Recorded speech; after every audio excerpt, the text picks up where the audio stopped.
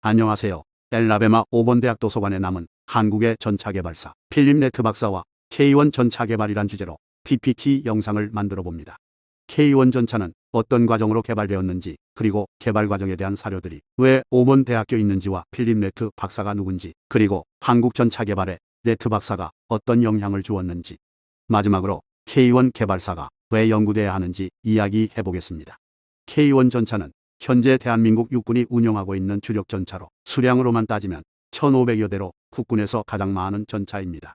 저도 군 복무 때 이 전차에 탔습니다.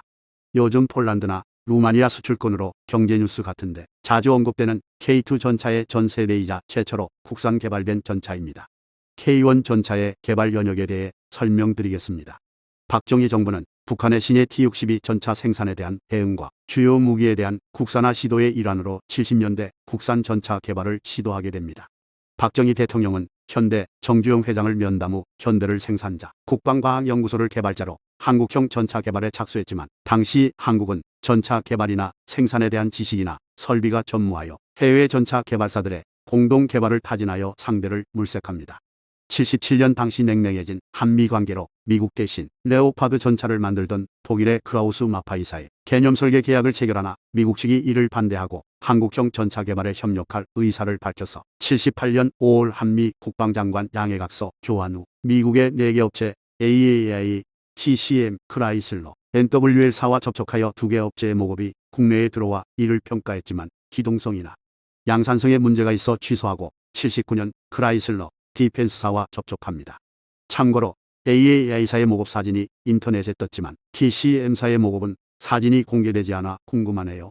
그 후 그의 10.26 사건 이후 12.12 군사 반란과 다음에 5.18 민주화 운동 등 여러 현대사 사건들로 지연되어 80년 7월에 개념 설계를 크라이슬러사에 맡기는 계약을 체결하게 되고, 82년 크라이슬러사가 제너럴 다이나믹스에 인수합병된 후에도 계속 설계와 개발이 이루어졌습니다.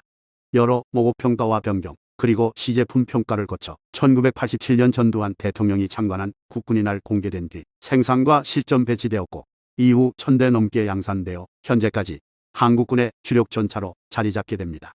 K1 전차의 설계 개발을 맡은 크라이슬러사와 제너럴 다이나믹스에서 큰 역할을 해온 분이 이번 영상에 나올 필립 네트 박사입니다.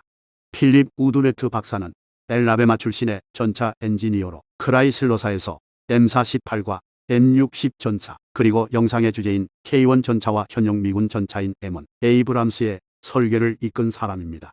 사실상 2차 대전 이후 미국과 한국이 쓴 전차를 모두 만드는 데 참여한 분입니다. 네트 박사는 은퇴 후 크라이슬러와 제너럴 다이나믹스에서 일해오며 모아온 전차 개발 자료들을 엘라베마주 오번대학에 기증을 하게 됩니다. 2002년 기증된 이 자료들은 18개 박스보다도 더 많은 분량으로 오번대학교 도서관에 컬렉션으로 보존되게 됩니다. 박물관 수장고 같은 데 있는 엄청 큰 박스들에는 전차 개발 과정서 만들어진 여러 보고서들과 보면 프레젠테이션들, 신문 기사들, 서신들, 비디오 테이프 등이 있으며 카탈로그에는 한국과 관련될 것으로 보이는 품목들이 많습니다. 이 컬렉션에서 한국에 관련된 자료들을 3가지로 정리하자면, 앞서 서술한 80년대 K1 전차 개발 자료들, 그리고 90년대 제너럴 다이나믹스가 제안한 K1 전차의 120mm 주포 개량 사업안 자료들, 그리고 국방과학연구소서 전차에 대해 강연하거나 조언한 자료들로 나눠볼 수 있겠습니다. 앞서 연역에서 설명한 것처럼 80년대 크라이슬러와 제너럴 다이나믹스는 K1 전차의 개념 설계와 모급 제작을 진행하였는데, 해당 시기 자료나 사진은 국내에서 공개된 게 적지만 해당 컬렉션에 있던 1982년에 제작된 프로모션 비디오가 이전 업로드한 영상인데, 모급 제작과 설계 과정이 담긴 몇 안 되는 공개 자료라도 봐도 될 것 같습니다. 베드라츠님이라는 미국분이 올린 지는 작년쯤으로 오래됐는데 최근에서야 한글 자막을 달아서 업로드했네요. 관심 있으신 분들은 한번 봐주시면 좋겠습니다. 다음으로 K1A1 개발 자료를 보자면, 당시에 최첨 단위던 K1 전차도 80년대 말에 들어가면서 개량의 필요성이 생깁니다.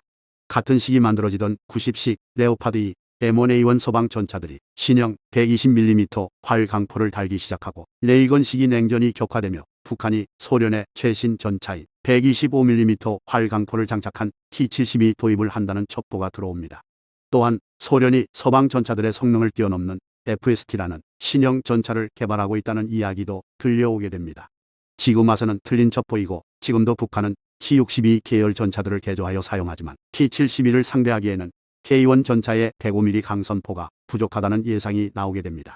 그래서 89년과 92년 사이에 한국은 제너럴 다이나믹스사의 K1 전차에 120mm 활강포를 장착시키는 개량안의 설계 용역을 맡기지만 이 안들은 채택되지 않았고 국방과학연구소와 현대에서 자체적으로 개발되어 K1A1이라는 이름으로 2000년대에 양산됩니다.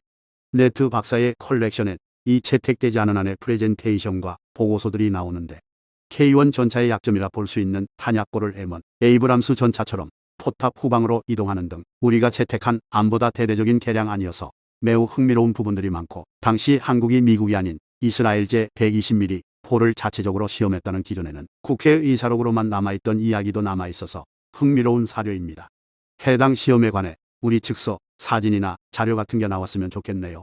90년대 자체 개량한 K1A1과 K1 전차의 차체를 개조해 만든 교량 전차와 군안 전차 개발이 완료된 K1 전차는 한계를 맞게 됩니다. 현대는 K1 계열 전차들로 말레이시아나 태국 등 해외 수출 사업에 도전했으나 여러 가지 문제로 실패하였는데요. 여기에는 K1 전차 설계 개발이 미국의 비중이 커 미국의 수출이 통제되며 로열티나 제한사항이 유효 기간 없이 계속되고 긴 수출 승인 과정을 거쳐야 된다는 점이 영향이 있었을 거라 생각이 됩니다. 이러한 제한들을 탈피하고 2000년 이후의 전장 상황과 기술에 대비하기 위해 자체 개발한 국산 전차를 새롭게 만들 필요가 생겼고 국방과학연구소는 90년대 중반부터 이를 연구 개발하기 시작합니다. 새로운 전차를 자체 개발하며 제너럴 다이나믹스의 입김은 한국 전차 개발에서 멀어지지만 네트 박사의 영향력은 계속됩니다.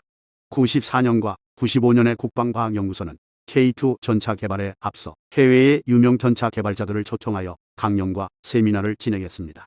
여기에는 스웨덴 S전차의 개발자 스벤베르게, 이스라엘 메르카바 전차를 개발한 탈장군, 영국의 전차 전문가 리처드 오고 큐이치 미쓰비시사에서 일본의 전후 전차를 개발한 하야시 이오오와 함께 필립 네트 박사는 국방과학연구소에 강연을 하거나 서신을 주고받는 활동을 하게 됩니다. 이런 유명 개발자들의 설계 사상과 노하우는 신형 전차 연구개발에 영향을 끼칩니다. 컬렉션에서 이것과 관련된 내용은 아직 보질 못했는데 열람이 됐으면 좋겠다 생각하고 있습니다. 앞에서 설명한 것처럼 필립 네트 박사는 K1 전차 개발에 설계부터 개량까지 참여하였고 K2 전차에는 처음 개념 설계 단계에서 국방과학연구소에 많은 조언을 남겼습니다. 그리고 이러한 활동들에 대한 구체적인 사료들이 5번 대학교 도서관에 남아있으며 한국 전차 개발사의 연구에 중요한 사료가 될 거라고 생각합니다. 최근 K2 전차의 해외 수출이 성공하고 관심이 높아졌지만 최초의 국산 전차인 K1 전차는 다른 국산 무기들에 비해 개발에 관련된 역사나 책이 엮인 게 부족합니다. 국방과학연구소 관련 책인 문해미에는 기적이 없다라는 책에도 현무미사일이나 K9 자주포 이야기가 메인이었던 걸로 기억해서 아쉬웠던 기억이 나네요.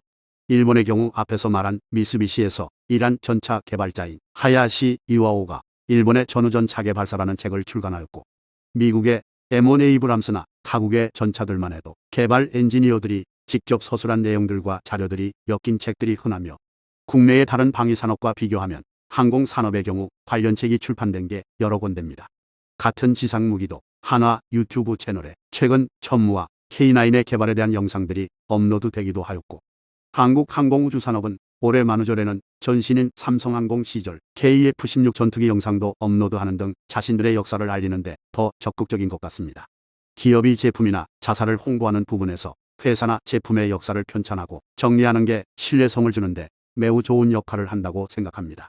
상용차의 경우 일본의 경차회사도 자사 자동차로 박물관을 만들거나 자료와 책을 편찬하는 것처럼 말입니다.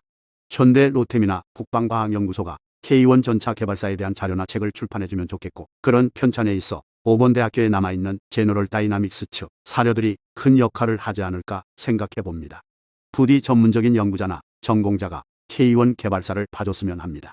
지금까지 전공자도 아닌 백수 밀덕이 왜 내가 관심 있는 분야는 책들이 안 나오냐며 10분 동안 TTS로 주저리 하며 해줘 하는 영상을 참고 들어주셔서 감사합니다. 날림으로 만들어서 영상 내에 틀린 내용도 있을 것 같은데 이해해 주십시오.